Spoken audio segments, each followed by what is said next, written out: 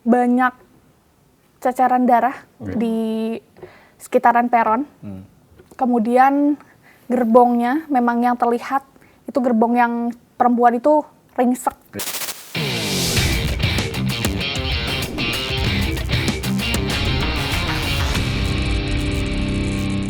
Ada momen saya sama kameramen kepisah karena ya itu terlalu banyak orang tadi kan. Karena saya lumayan agak jauh jaraknya, namun terlihat dengan kameramen saya. Akhirnya saya mencoba untuk menuju ke kameramen saya, namun situasinya penuh dan sesak. Jadi udara di sekitaran stasiun Bekasi Timur itu di depan tuh bener-bener penuh, pengap banget. Apalagi itu kan posisinya malam ya. Itu berarti belum masuk ke dalam stasiunnya ya? Itu sudah di tengah-tengah area stasiun. Tapi belum ke lokasi. Belum ke lokasi. Kalau belum TKP-nya. Ya? Kalau TKP-nya kan harus di dalam masuk di peron ya. Ya, masuk peron. Ini masih di depan di pertengahan stasiun Bekasinya. Kemudian lumayan hektik banget, banyak orang di situ. Akhirnya saya kehilangan kameramen saya lagi karena itu masih gelap, hanya ngelihat secara jauh tapi nggak bisa nyamperin. Banyak ceceran darah di sekitaran peron. Kemudian gerbongnya memang yang terlihat itu gerbong yang perempuan itu ringsek. Bahkan ringseknya itu besinya atau logam ini ke arah kanan gitu Kak. Jadi kalaupun melihat secara kasat mata itu kalau kena kulit tuh kayaknya akan luka, apalagi saat ada benturan kayaknya itu akan menyakitkan gitu. Terus di situ posisinya kalau dari bau gitu ya, bau genset karena kan dia harus pakai penerangan sama udara, jadi pakai genset, bau bensin. Kemudian ada agak bau darah, bau gosong, jadi itu bercampur semua. Gitu. Kalau dari Fikri gimana nih? Apa yang dilihat saat tiba di lokasi? Jadi setelah saya masuk lewat pintu belakang, saya cobain susurin rel kereta itu. Saya coba menuju ke gerbong yang terdampak parah.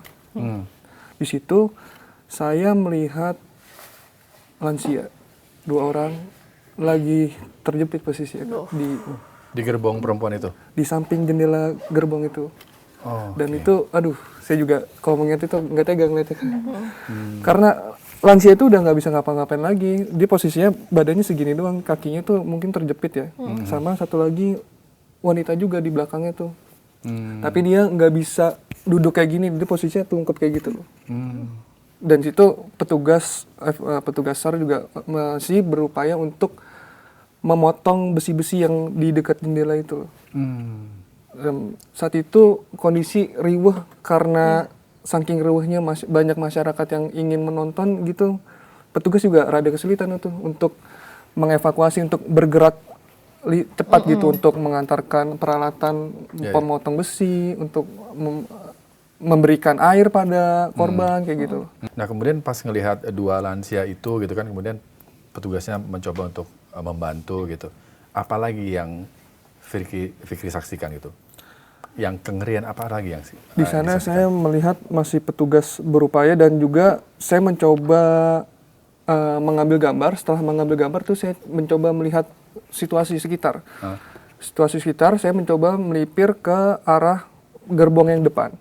Ternyata di gerbong depan itu persis di bawah tangga stasiun itu ada korban, banyak perempuan di situ yang lagi duduk bahkan tiduran. Bahkan ada yang masih terluka, masih ditangani oleh para petugas. Di situ tuh yang ternyata banyak korban masih evakuasinya masih di dalam stasiun gitu, masih belum bisa diangkut ke rumah sakit gitu.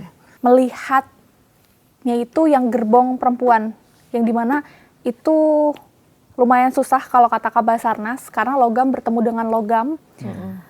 Jadi kereta api jarak jauhnya ini kan masuk ke dalam KRL komuter lainnya ini, sehingga itulah yang menyulitkan petugas untuk memisahkan antara si KAJJ dengan KRL-nya ini, dan banyak sekali penumpang yang masih terhimpit di situ. Itu Dilami lihat proses evakuasi mengeluarkan satu persatu? Kalau mengeluarkan tidak, karena kan itu di dalam gerbong. Tapi melihat secara langsung petugas itu mengambil terpal, kemudian menutup si kaca KRL-nya ini menggunakan jendela terpal. Itu ya? Jendela itu, iya. Karena kan kita juga tidak tahu apakah di dalamnya ini seperti apa kondisinya. Jadi petugas juga memberikan warning atau tidak memperlihatkan secara gamblang begitu ya kepada kita. Jadi hanya melihat saat kantung jenazah itu keluar, itu kira-kira pukul 2 malam, itu ada satu kantong jenazah dikeluarkan di situ, digotong oleh para petugas dan juga keamanan di situ. Kemudian ada lagi yang kedua itu pada pukul, saya lupa tepatnya, namun sekitar pukul 4 atau setengah 5 subuh, itu ada evakuasi kedua perempuan dan itu memang masih dalam kondisi hidup, tapi kepalanya itu dipakai gips. Ya. Kemudian kakinya itu kalau saya lihat sudah tidak bergerak, dipakai gips juga dan seperti ada rembesan darah di situ. Si korban ini hanya gini saja, hanya mengedip. Jadi tidak berkomunikasi tapi dengan terbata-bata dan hanya mengedip. Jadi hanya kaku.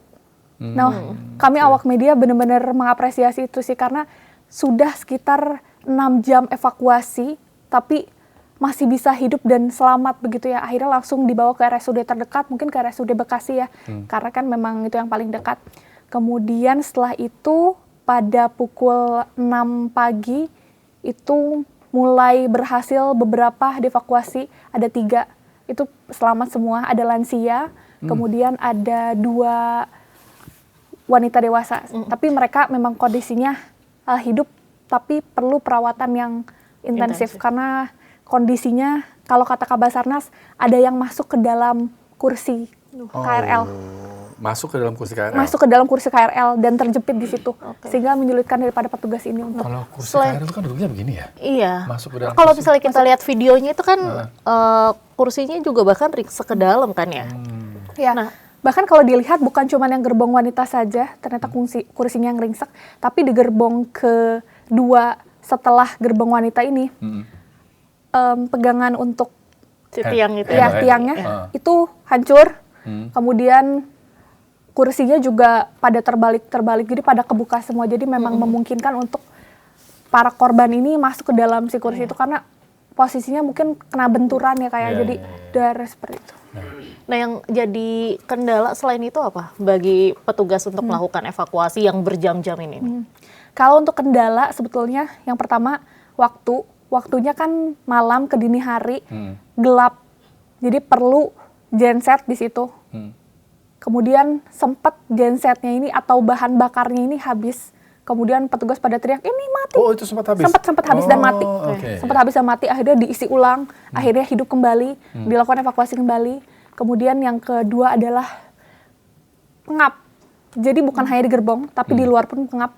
Karena banyak sekali petugas medis, keamanan, kami awak media, semua di situ. Dan posisinya kan itu betul-betul ruang terbuka, namun agak tertutup. Jadi semi-semi bukan outdoor gitu kan. Jadi kondisi di luar pun memang cukup pengap, itu yang kedua.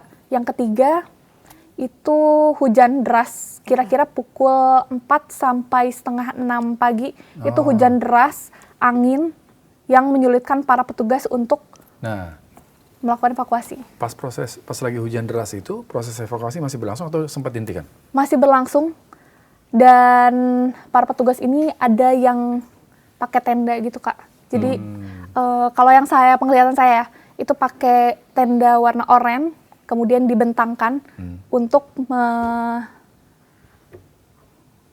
agar supaya ini tidak terciprat air ke dalam gerbong. Oke.